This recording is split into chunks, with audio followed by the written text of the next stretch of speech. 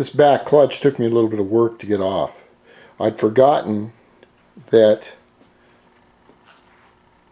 what I do with this motor creates so much torque and power. I've spun the nut off the front crankshaft many times, usually about 2 to 3 miles away from home. I'll have to walk.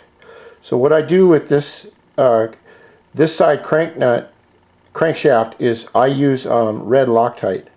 And when I use red Loctite, you have to use a heat gun to take it off. Now, I was able to get the front off, but I used blue on the back.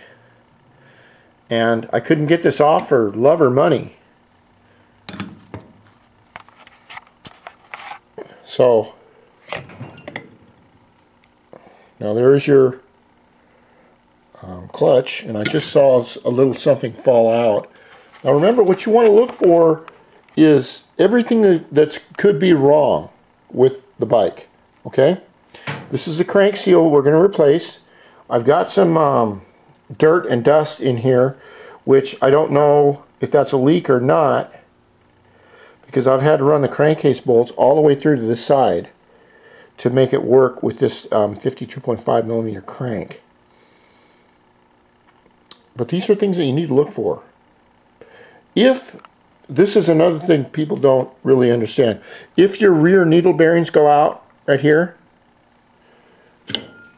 they're right in there. Okay.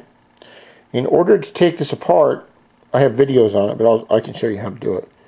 That looks a little strange. But I'll need to take this apart, clutch apart, and put in this new spring right here.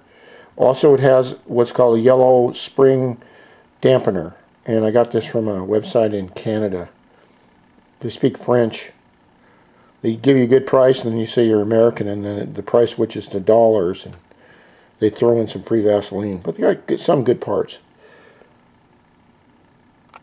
That's where I bought this straight 8 extender at, and I also bought this stage 6 throttle right here, which has got buttons and all kinds of, I guess that's for nitrous or something.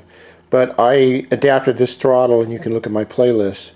This is a $100 throttle from here to here without the grip, and I had to make it work with my stock mirrors, and I did it, and that worked okay.